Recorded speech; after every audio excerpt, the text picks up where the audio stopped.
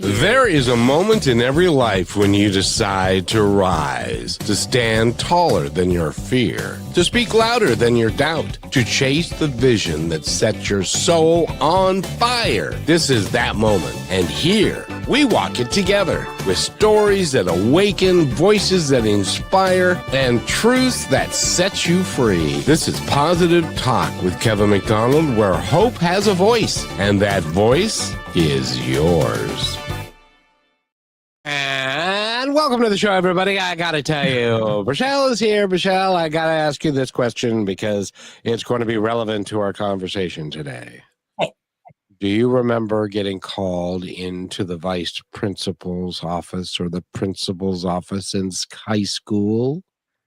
Did that ever happen to you? Huh? Yes, it did. It happened in elementary school, happened in middle school, happened in high school, you know. It was quite the experience. Did they get to know you intimately by your first name and because you'd been there so many times? Yeah, kind of got to that point, whether it was for good reasons or not. Sometimes there was good reasons, and that's important. But yeah, mostly it was you again. Why? Like, can't you just stop? Well, and I think it's highly encouraging that you actually went to the principal's office for good reasons. I never went to the principal's office for good reasons. It was always because I had done something incredibly stupid, which I was known for in those days, because I was a football player and had a hard head. But other than that, I would love for you to introduce our guest for the hour. I would love to. We have Dr. Cynthia Rapaido here with us today. She has been a vice and a principal and done so much work with kids and has way incredibly beyond me the amount of knowledge that could surpass a person. And so welcome, Cynthia. How are you today? Thank you. I'm doing well, Michelle. Happy to be here.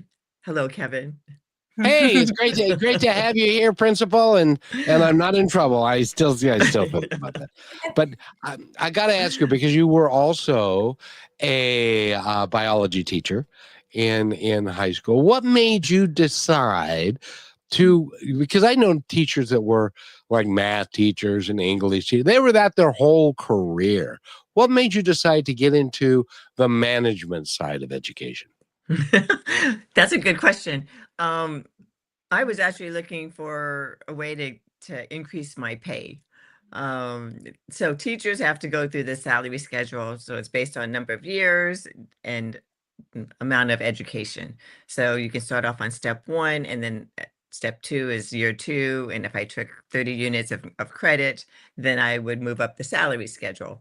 But the teacher salary in California is not very high. So then I said, I'm going to go back to school and get my admin credential and be an administrator, not knowing what exactly that entailed, because I wasn't ever in trouble.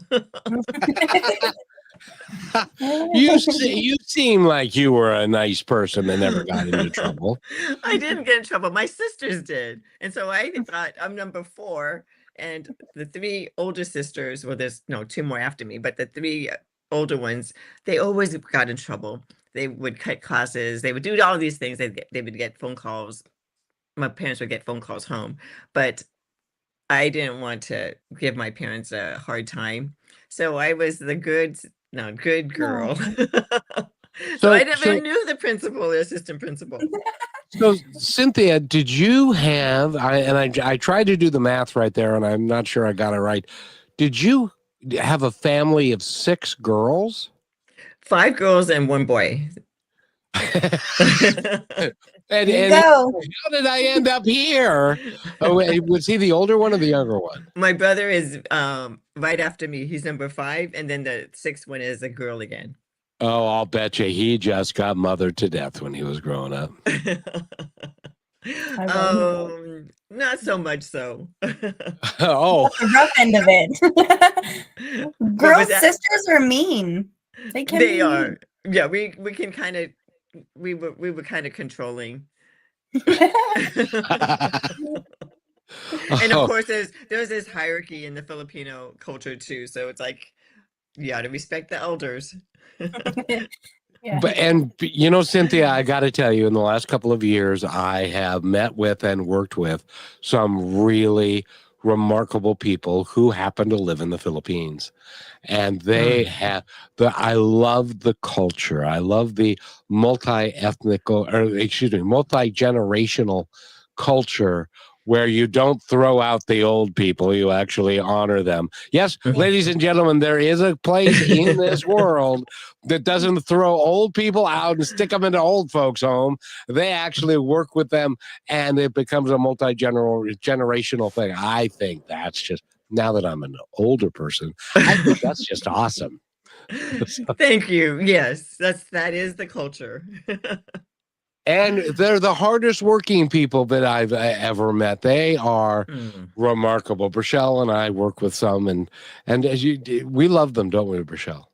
Yes, incredibly. Our team is our family. They are everything to us, and we build our own culture here too. And I mean, my little cousins, I got 5 of them that came after me, and they're all little Cambodian kids, and they are just my favorite thing in the whole world. And there's really nothing that we get to choose that defines us. And I think about even from when we're a little age and what it's like to work with kids, because their mind is still so open and so Mhm. free, and they don't really have the same sense of fear yet. When does that kick in? I don't I don't know. I think it depends, uh, like who's modeling, I guess. Yeah, makes sense. That is so true. So, Cynthia, you were a Yes. teacher, and then you decided to go get your education degree, and then Mhm. you became a vice principal.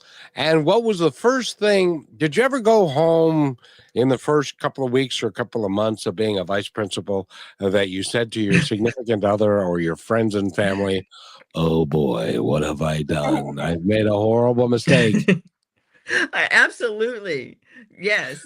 I remember thinking to myself, I thought, I thought this was gonna be, kind of easy because I didn't know. Remember, I never went into the principal's or assistant principal's office, so I didn't know what they did. Um, Even as a teacher, the assistant principals and principals we would say hi, but nothing more than that.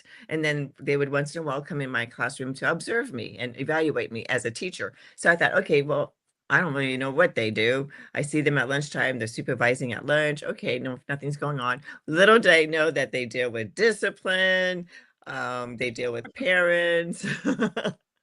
And yes, exactly. I thought, oh my God, what did I get myself into? And then sometimes there's conflict between the teachers. And why is there conflict about who gets to sell croissants on a Wednesday versus a Thursday? Just sales and, because they're all fundraising. And why do I have to monitor teacher behavior? And why do I have to monitor student behavior? Just wasn't used to that because I was always like in front of the classroom, shows on, it's, performance time. Let me get you guys thinking about biology, the love of biology, love of chemistry. Very different than being an administrator.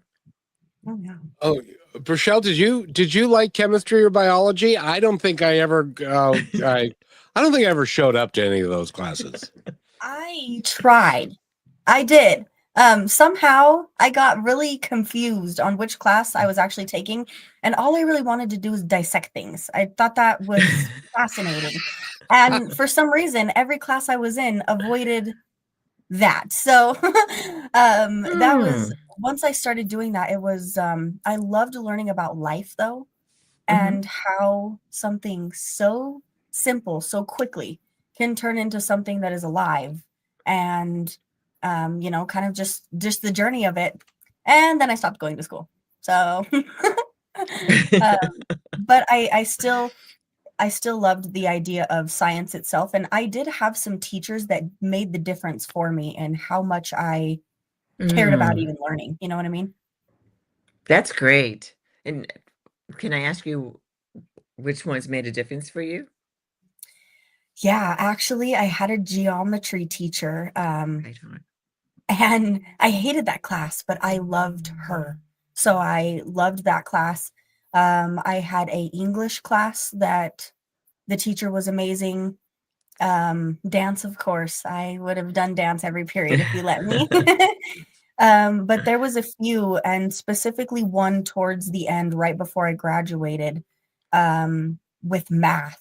And I ended up graduating in honors with math, and that was the thing Mm. that made me stop going to school. So having somebody there to guide you in what you're learning and get you creative and interested in it makes all the difference. And I bet having you as a teacher was probably that same experience.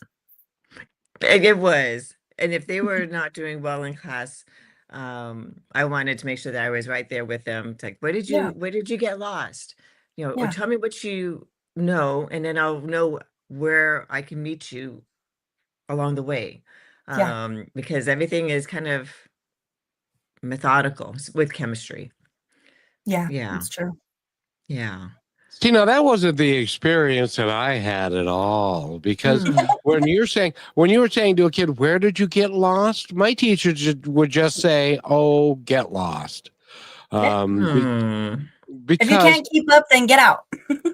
exactly. And of course, I went to and Cynthia, you being an educator, I don't know if you were an educator back in the early '70s, the late '60s, early '70s, when they had a new style of school that they were going to do.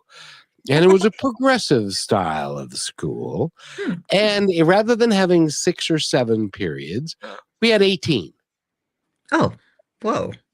Each period was 20 minutes long, and you were typically in a class for 3 periods. So which would make an hour.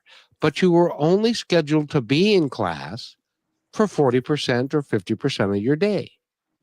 The rest of the time, you were expected to study independently and to worry about taking care, but there were two major flaws in that argument for me.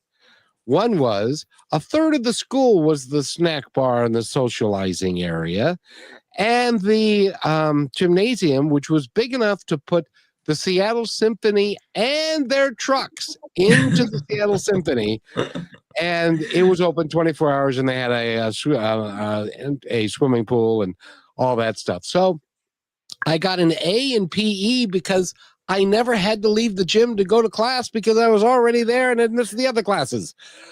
So school for me was a different experience. But I would have loved that. well, see, and Cynthia, the problem that I had was I grew up in grades 1 through 8. I was in a Lutheran school, and there were 14 kids in my graduating class, 6 Mm. girls and 8 boys, and I guess that would be 14, wouldn't it? And so but I grew up with them for like 7 or 8 years, and Wow. then I went to a high school, and there were girls everywhere. I don't know if you know this, but in high school, there were lots and lots of girls, especially this school had 2,000 kids in it. So there were 1,000 women, and I hadn't seen more than a dozen in my entire life at any given time. So, and the gym was open all the time. It was like manna from heaven. It was awesome. But I didn't learn a dang thing. So anyway, uh, but I did visit the principal there. So do you remember that? With the schools that were like that, they were called the Juanita Rebels, and because they were called the Rebels because the school was completely different than any normal typical school. But at the end of 4 years, they also had a 40% dropout rate. Oh, well, that would make sense. But no, Mhm. I've never heard of that kind of schedule. Well, it Yeah. didn't last long because they had a 40% dropout rate. Did I tell you that part? Yeah. Well, that's why we have Cynthia and teachers like that and principals to learn new methods and new ways. Because I could only imagine that the school probably improved having somebody like you and your background, and your willingness and your dedication. Because if I had gotten that job, as much as I would have loved to probably do it for at least a year, I don't know if I would have taken that job. And you were like, well, this is the hand I was given. This is what I'm going to do. and you stayed dedicated and determined in it, and it probably showed up through the school and the parents and the faculty. And so I want to talk more about what it was like through that journey of being a teacher and then becoming a principal, and all the things that kind of changed your learning in your world and why you do what you do. Sure. Yeah. And how you prepared for your interaction with an angry parent. That had to be fun. So, but before we go there, Berchelle, guess who's commenting in? Samuel. I Hi, have to tell you, Samuel. I have to tell you, Cynthia, Samuel is leading a group of people. There are 30 people or so in a room watching this show live after midnight in Kenya, and Wow. they're cooking food for 350 kids for Saturday morning. It is the most Wow. remarkable thing I've ever seen. So, Berchelle, read his message to us. Yes, Samuel says, greetings, Brother Kevin, my sister Berchelle, and guest Dr. Cynthia Rapaido. Greetings. Receive greetings from Kibera slums, Nairobi, Kenya. The second largest slum in the world, has a population of 1.5 million people living in Kibera slums. We are watching you live together with my team today morning. God bless you, team, for broadcasting this favorite program, Positive Talk Radio. It's an inspirational show. And Samuel, you're inspirational, as is you, Dr. Cynthia. When we have the power in ourselves to see that we can be and do and create something bigger for the better of the world, just like he's doing today, feeding all those kids, is where we need to be focused. So thank you for being here, Samuel, and we'll be talking soon on your live. He and his team are an incredibly brave, powerful group of people who are having an impact, a major impact on 350 to 400 kids, because they're dedicated to the premise that no child is going to go to bed hungry on Saturday. Wow, that's amazing. I love it. It really is, and we're so proud of him. And we're working together to figure out ways that we can fundraise for him and to get him, because money goes a great deal farther there than it does here. Sure. And we want to be able to help them reach more people, because he's got a heart of gold, and we really appreciate that about him, don't we, Berchelle? Yes, and they just opened up their tours that they have going on. So if I end up on a show somewhere in Kenya, then that would be the most magical moment of time. So I put it out there because I am saying yes to it. Wow. Cynthia, I would say yes to it, but they have cobras there. They have snakes. I'm not going. No, So. it's fine. Yeah, so we will be right back after this quick message. Stay with us, everybody. And by the way, I want to ask people, while you're listening to this commercial, and you've said to a loved one, I would die for you, how about saying this instead? Here is another point to ponder by Positive Talk Radio. The world is full of people who would die for someone they love. But what about living for them? Waking up early to take care of your health. Letting go of the habits that steal your years. Choosing rest instead of running yourself empty. The truth is, your family doesn't want a hero who dies for them. They want a parent who stays. A friend who grows old with them. A soul who chooses life every single day. Don't just die for love. Live for it.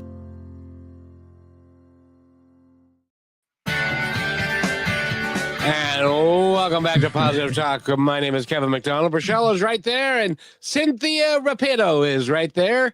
Did I say that right, Berchelle? Yeah, good job. And you know, friends that grow old together. I wanted to ask you, because you were a vice principal, you were a teacher, you have been serving children and young adults for a very long time. And I'm willing to bet, because of your personality and who you are, you've had lots of kids that have grown up and then come back and say, Mrs. Rapaido, do you remember me? You made such a difference in my life. What was that like? Which part? When they come up to me? How Yeah. does it make you feel when they come up to you and they recognize that you have been a mentor to them and have meant a great deal to their formation and who they have become over time? I am absolutely touched, um, because a lot of times I don't even know what happens to them, but I'm with them for at least 4 years of their life, from Mhm. ninth grade to 12th grade. And so I've seen them grow and then they're gone. So sometimes I run into them. Um, and when they explain that to me, what I've done or what I did, um, or how I impacted their life, um, it, I have no idea of how I impacted it until they tell me what I've done to help them. Whether it was for a situation where they were in trouble with their life and I helped them turn it around, or um, kept kept on them to make sure that they did not drop out of school. That I personalized my touch with them. Those kind of things. That personalization. I go out of my way to make that kind of connection, but for them to come back to me, it's just so heartwarming and so near and dear when I get something like that. Even if they uh, try to link in with me on LinkedIn, I just think, oh, a student wants to, get in touch with me. That's so sweet. Mhm. When you became an educator, and I don't know this because I was never an educator. I was a coach and was a cub master and all that kind of stuff, and so I had an impact. But when you became an educator, did you realize the number of kids that you were going to touch on an annual basis, and then over the course of your career, and how many kids that you were going to touch in a positive way with, because you're a positive person in the style that you operate with? Did you go into that thinking or knowing that that was going to be the outcome, or did that surprise you a little bit? It did surprise me. I mean, I thought that, as they're growing, I could mentor them. So that's like mentoring part. But once Mhm. they're gone and they've continued on with their journey, I don't know how impactful I am or if I've made an impact for them, on them. But when they do make the effort to reach out to me, that's when I realize how I played a role in all that. But then again, I think about the people that have made an impact on me, and do I reach out to them? And I try to make it a conscious effort to go back to like my professors or go back to anybody, any of my mentors, friends, and just say, that was really, that made a big impact on me. That really touched me, what you did or went out of your way. Um, and so I always try to reinforce that to others as I mentor them. Like, don't be afraid to ask for a mentor. Don't be afraid to ask for help, because I know I didn't ask for help. And that's where I got kind of stuck with, trying to do the journey on my own. But now I'm trying to reach out to others and just say, here are some lessons that I learned, that here's some shortcuts that you can do. Just step out of that uncomfortable zone and just ask for help, ask for guidance, ask for a mentor. Yeah. That's Yeah, true.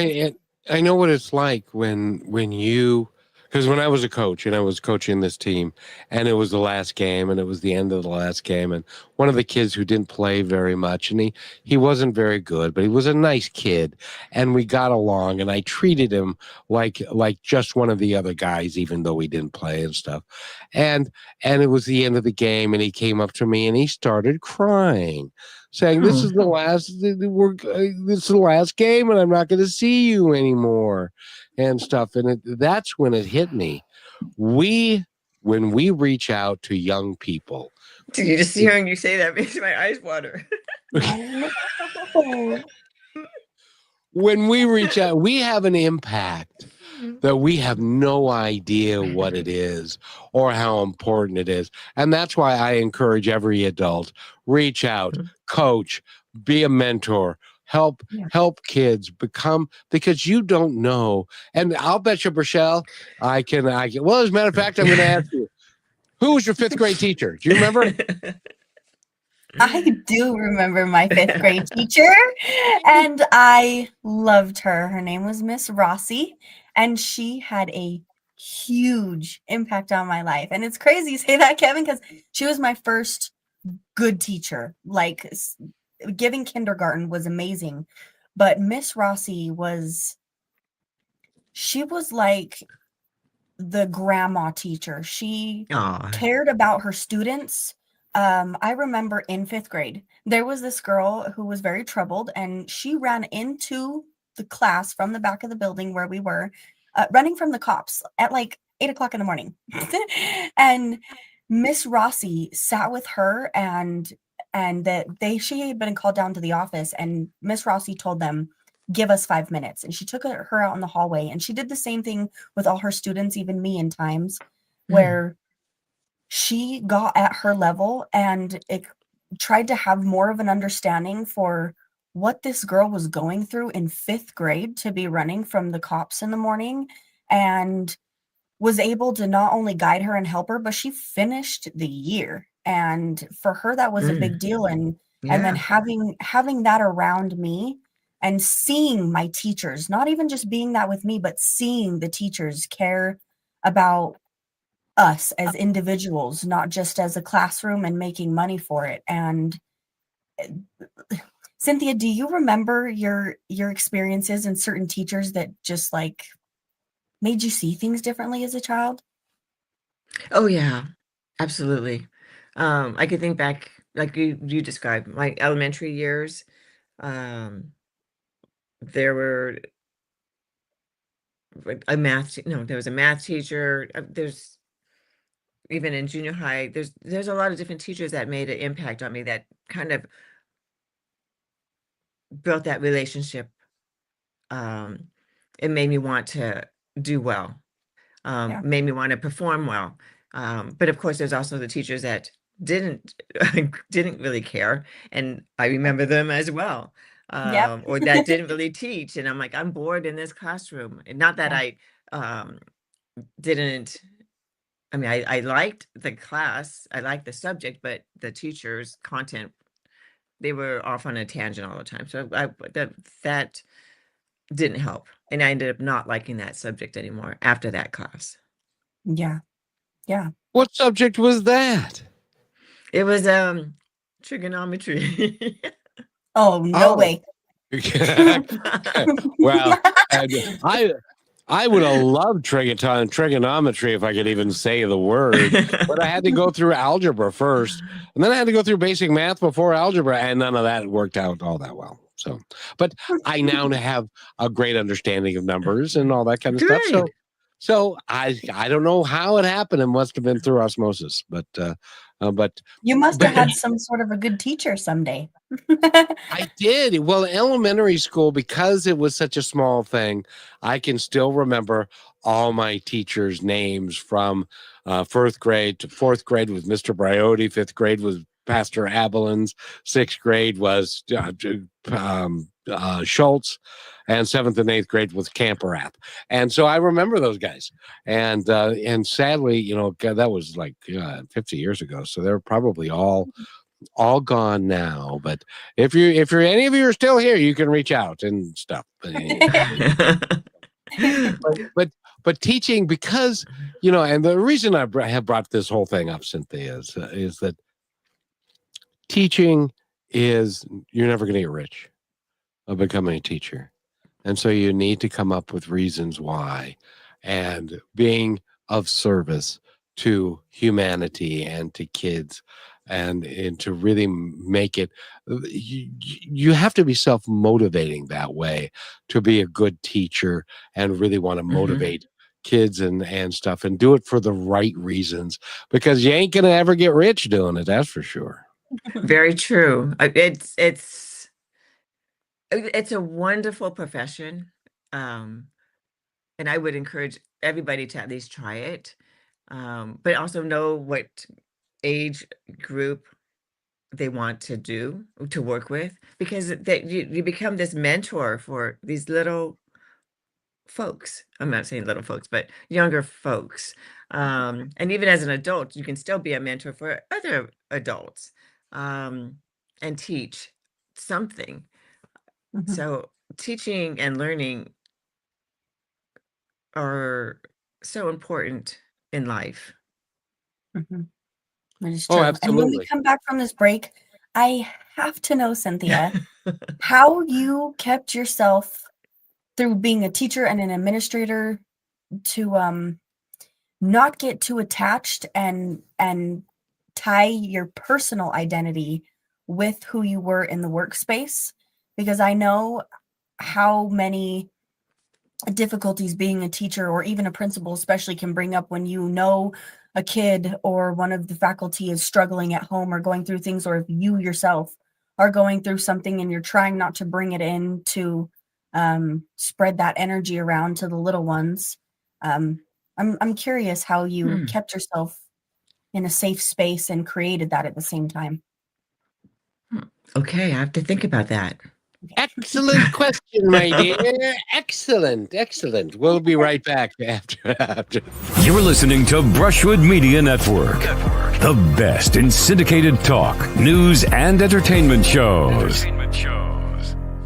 Are you looking for your daily dose of inspiration? Stay connected to all your favorite shows, music, and news with the Brushwood Media Network app. From Positive Talk Radio to Greatest Vibes Unplugged and so many more uplifting voices around the world, everything you need is right in one place. It's easy to use, too. Always available and designed to keep you inspired 24 hours a day. Go to brushwoodmedianetwork.com and download the app, and you will always have Brushwood Media available on your smartphone. Download it now and make inspiration and music and conversation part of your everyday.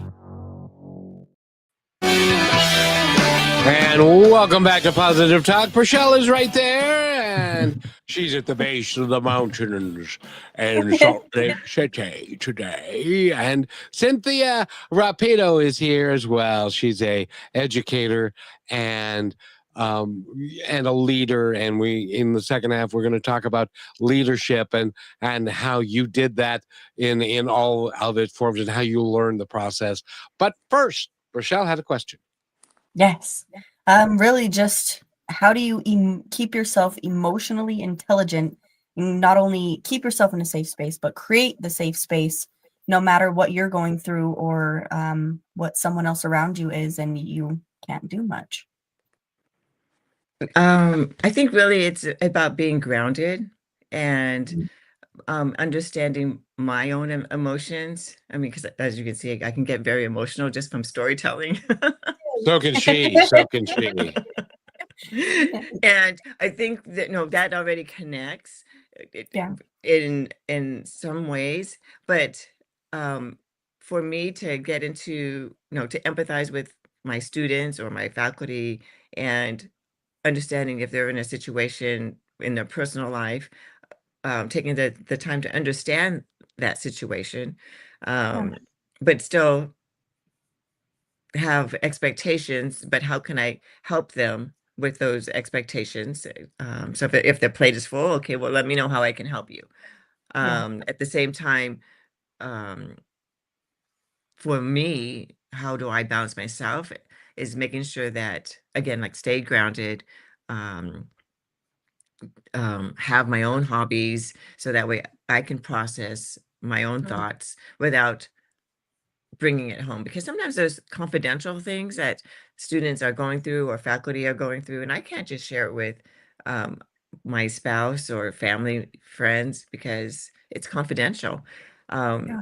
but I need to be able to process it. So if I journal it, or if I'm upset about a situation, let's say I get cussed out by a parent, but they're not cussing me out, they're just mad about the system or the situation, Yeah. for me not to take it personal and just kind of, just still have boundaries and Mhm. guidelines of how we need to communicate, but at the same time, journal it down so that way next time it happens, I've learned my own lesson. Because Mm. otherwise it's going to repeat itself Yeah. with another situation. So it's learning and reflecting and trying to find things that, okay, maybe I'm triggered by something that I don't understand. But if I understand why it triggered me, then I can learn to adjust. Yeah. It's Cynthia, true. how long were you a principal or vice principal? 17 years as an assistant principal and 5 years as a principal. So Oh. 22 years you were. How did parents change in that 22-year period? Because now it was kids became parents and parents became grandparents, but I suspect that the behavior of parents, because it's a different generation growing up, that their behaviors changed over a period of time. Am I correct in that? I don't think they really changed too much. I think parents still, I mean, none of them were my students becoming parents. So I didn't see them growing up as a parent of of a child at my school. But as a parent, there's either the ones that are really, what is the word? Enabling. There's some that are enabling. There's some that are very involved or they want to get involved.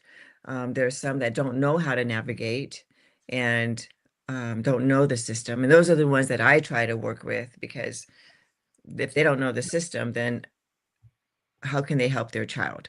Those that are involved in sports and the parents are going to the sports meetings, or they're involved in PTO, PTA, they're already involved and engaged, but it's the other ones that I always think of who's not at the table or who does not have a voice. So that way I could bring them in. That was really important for me to find out, why aren't they there? Is it a language barrier? Is it the timing, the time of day that they can't make it? How can I, get their voice? And so that was really important.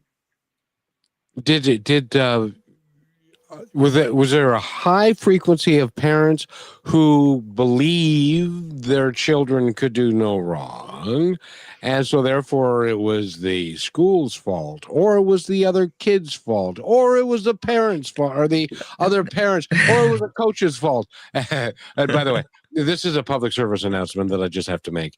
If your son is playing high school football and you're the mom and you're unhappy with the playing time that the child has, do not call the coach and complain to the coach about your child's playing time on the football team, because that's not going to end well for the child. I just wanted to say, because that's what. Right. It doesn't change anything. Yeah. That playing time. Right. Oh, yeah, it did. Because the coach in front of the entire football squad brought this kid up and said, "So, Sean, why did your mom call me to complain about how much you were playing?"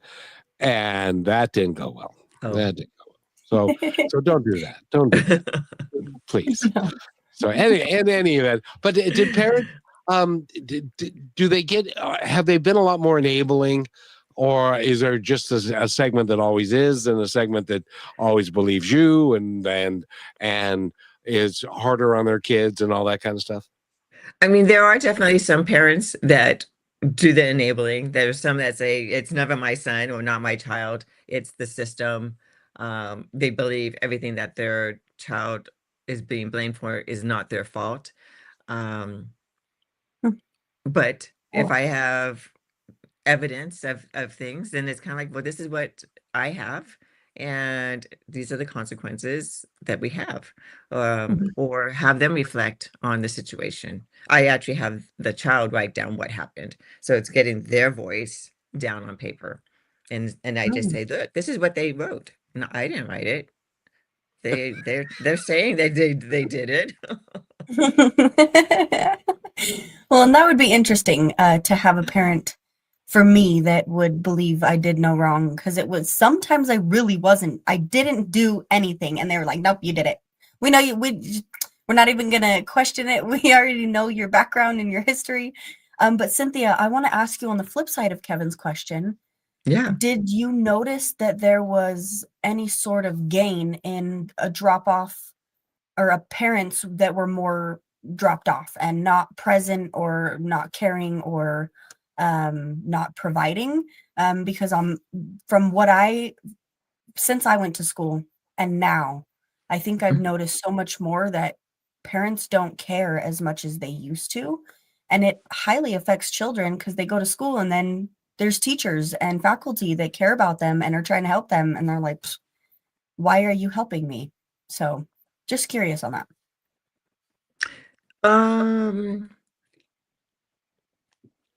I think there's like different questions that you kind of asked right there. A little bit. Mainly just, has there been an increase of parents not being so available or there? Single family Single homes family, Yeah. no, to some degree. I would say to some degree they're not as engaged in, especially when they're in elementary. I think they're more engaged, and then middle school they start to back off, and then high school they kind of even more so, and expect their child to, handle it on their own.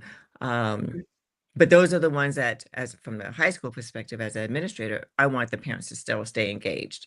So it's a matter of, don't stay out of their lives. This is the most important time for them.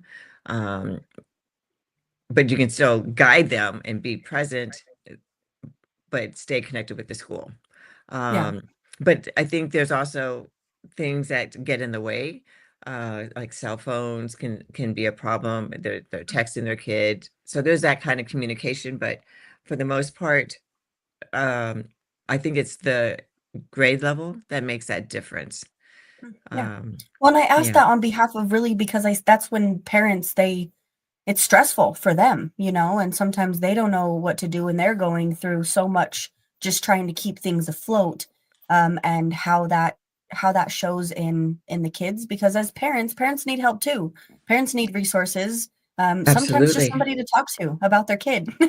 Absolutely. Yeah. And that's okay, right?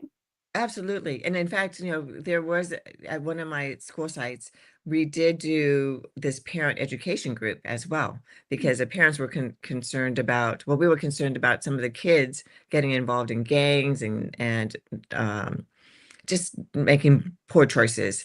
And so we had this thing called Parent Education Series, and they had to complete a series of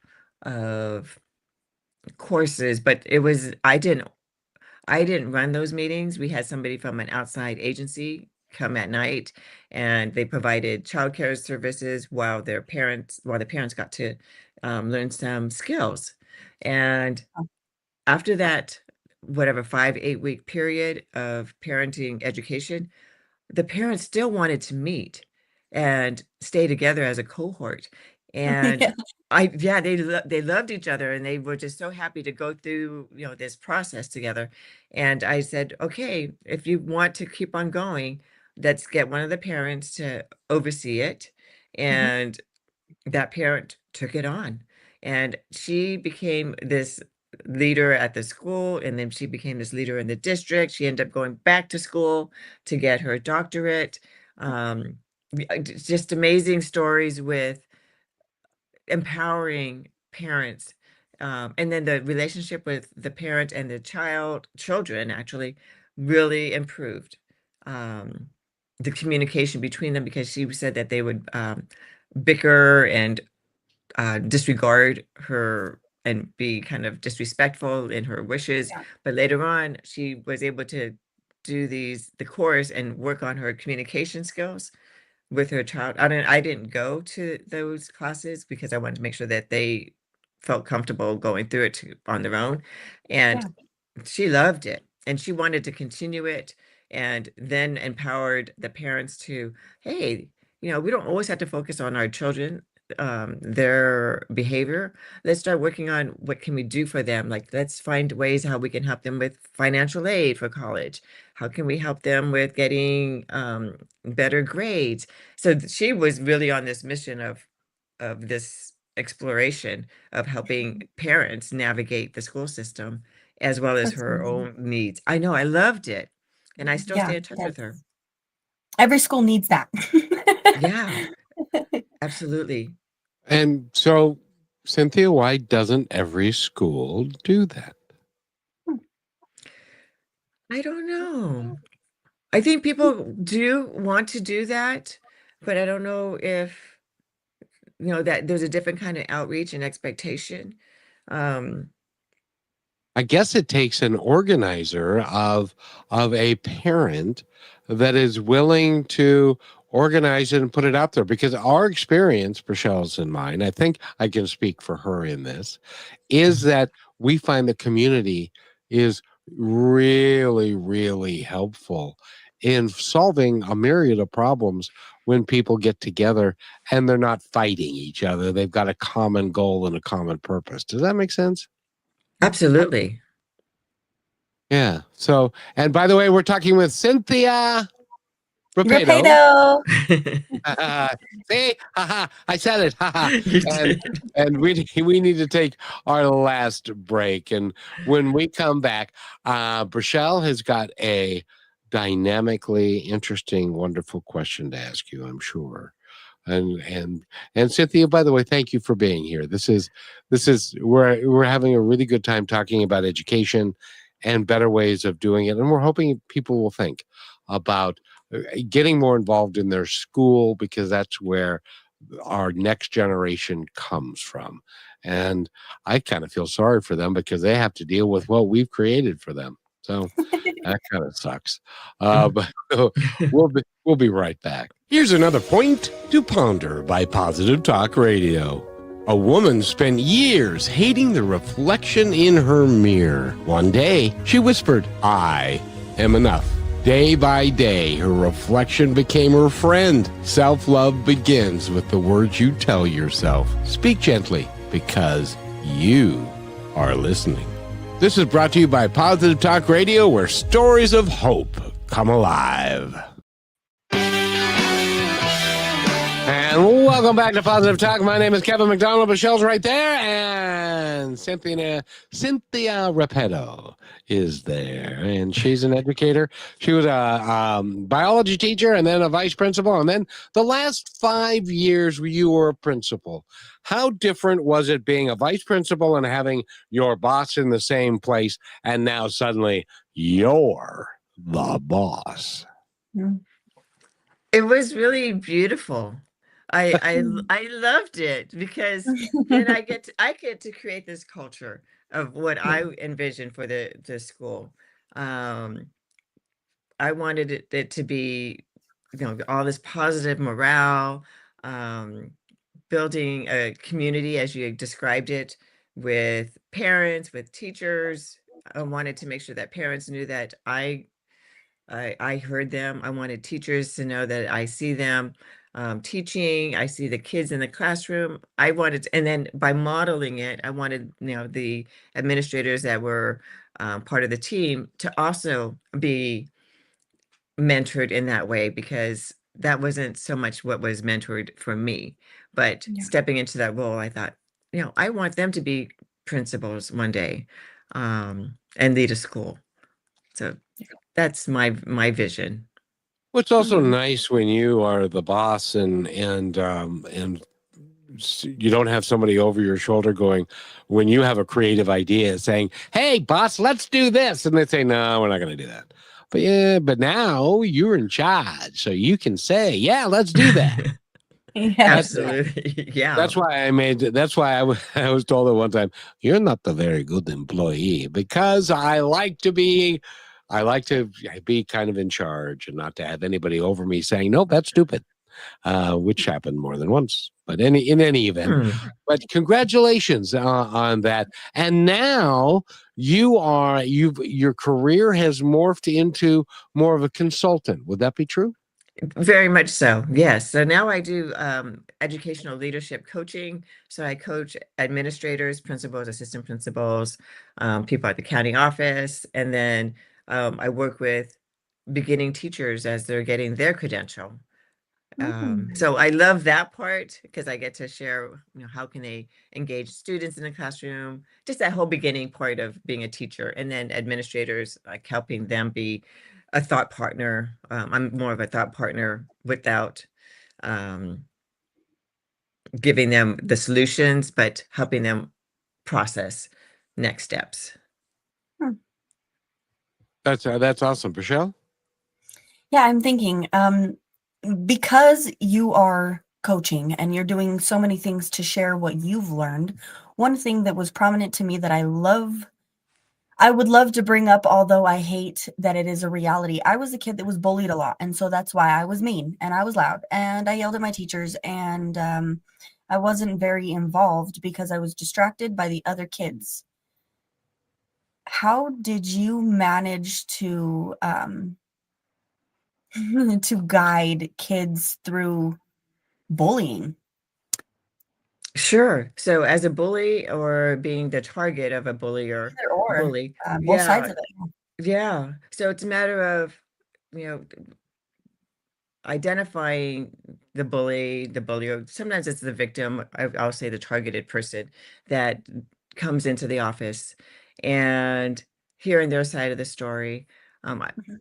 I would work with one of the counselors and just say, let's see if we could do some mediation. Why is this happening? Um, what's the target?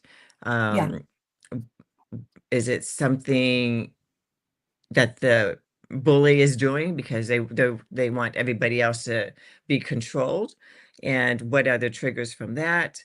And same thing with the person that's being targeted, empowering them to say they need to be able to um, express what's wrong with this situation so that way it doesn't keep on repeating itself. yeah, um, and giving them skills, and then at the same time, if there's a way to do that conflict mediation between the two so that way they can both describe what's happening between them. mm, Conflict mediation, conflict resolution, and mhm, how to move forward. So it's a matter of, okay, do you want to drop it? Do you want to be friends? Are you in the same circle of friends? Because if it is, then you're going to end up talking about each other and gossiping and all that stuff. So that needs to stop. yep, Um, so just that kind of guidance of if there needs to be something said, let's say it here, and you have a chance to explain it, use those I sentences um, to express it, and then also set up like a contract. What does that contract look like between the two? So if I know that there's a bully and the target, what can we agree on, because we're going to be on the same campus. And if it keeps on happening, then I would write it down explicitly. If it happens again, this is what we need to do next time. There are going to be yeah, consequences. But that's how I would work it out, and then making sure that they are able to articulate, and not always in the same room, because sometimes one won't say what they want to really say, but being mhm, able to isolate it and then kind of hearing both sides of the story and then bringing it back together and he's saying, okay, this is what I heard from this person, this is what I heard from that person. Can we talk about it? And making sure that there's mm, space for each yeah, one to respect each other's viewpoint. yeah. I Kevin, was do that your bully. experience? Huh? Was that your experience? Well, I was a bigger kid, Oh, okay. and so Just kidding. and nobody bothered me, except on, and the only time I was ever in a bullying situation, I have to say, on football game day, I was not very pleasant to be around because I was psyching myself up for that. But Cynthia, I've got to ask you, Mhm. why do bullies bully? I'm not so sure. I mean, there's different things that target them, and then there's the ones that will bully the bullier because they don't like what they see. So they're the super, like the not the super. If I were to think of like Mighty Mouse, they're gonna be the ones that are gonna stick up for the one that was being bullied and confront the bullier. But are they the bully? No, they're just standing up for what they see as wrong. Um, that needs to stop. But in terms of why do people bully, I think, there's things that might be going on in their personal life. There's emotions that are repressed or stuffed down that but it could be anything. I mean, I'm not a psychologist, but I think there's a lot of things that happen that cause people to be bullies. You know, I went to elementary school with a kid named David, and his dad was very hard on him. And so consequently, he became hard on other kids because his dad was hard on him, both physically and emotionally. And so that's all he knew. And I felt really sorry for him because his dad was a bully. And so it became intergenerational bully time, Sure. which really sucked for him because and I lost track of him after elementary school, but it will have affected him his whole life and his Yeah. children unless he made a change. So it's a complicated issue, isn't it? It is. I mean, we can go into, a different angle. I mean, why does like domestic violence happen? Mhm. Because And men are stupid. That's why, dang it. Good answer. No, and it's true because I'm thinking about even when I was the kid being bullied, there was times where I understood why they were mean. And I understood when I became the bully as well, when I was angry back at them and causing more problems to try to defend myself. Those are the kids that need the most love. And kids, correct me if I'm wrong, but kids will tell you and show you exactly what they can't say. true. And Like I they'll show you and tell you exactly what's going on and what they need in a way, right? to some degree, I know that there was one student of mine who was in a group home, and he was one of our students, and he had his defenses up, right? Yeah. Coming in to the school as a new student. And he was mean. He was very mean Yeah. to other people, other classmates, throwing things, having tantrums. Um, and then we would have these meetings with him and his case manager and trying to support him. And later on, I just said, "Hey, one of these days I'm gonna, visit you at your group home. Is that okay?" And he goes, "Yeah, whatever." And I did.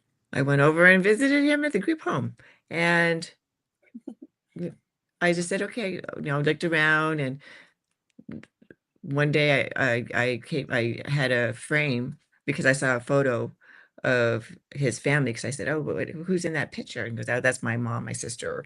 And I said, "Oh, Christmas time is right around the corner." So I got him a picture frame. And I said, "You know what? I think I'm going to talk with our football coach." I said, "What?" Again, trying to figure out how can I keep him engaged?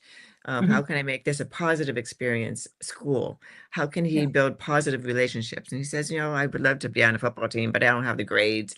My grades suck, my attendance, I'm not here." I said, "Well, maybe I can get you on the football team as one of the assistants that can help with, um, I can't even remember what the word is. You know the word, Kevin, where they are part of the team. They're a manager. Manager, thank you. Yes. So he was a manager for the team, and he felt included. And from there, it became this dynamic where I would say, "Hey, when you get a chance, put your name on my board. So I know you came to school today." Well, Because I would have this little whiteboard on my door. I And I love said, that. "What's that's your name?" brilliant. That's brilliant. Yeah. Thank you. And we've run out of time, and I got a question. We're gonna have to wait till next time. But Michelle, would you like to close out the show? Yes.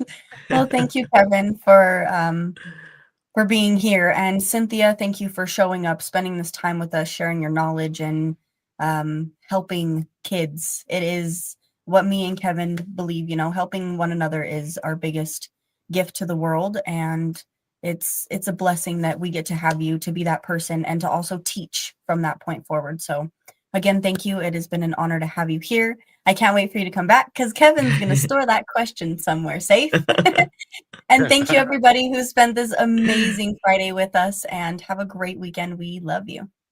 Oh, thanks, Michelle. Thank you, Kevin. Thanks for having me on your podcast. It's been a wonderful conversation with the two of you. I've really enjoyed it.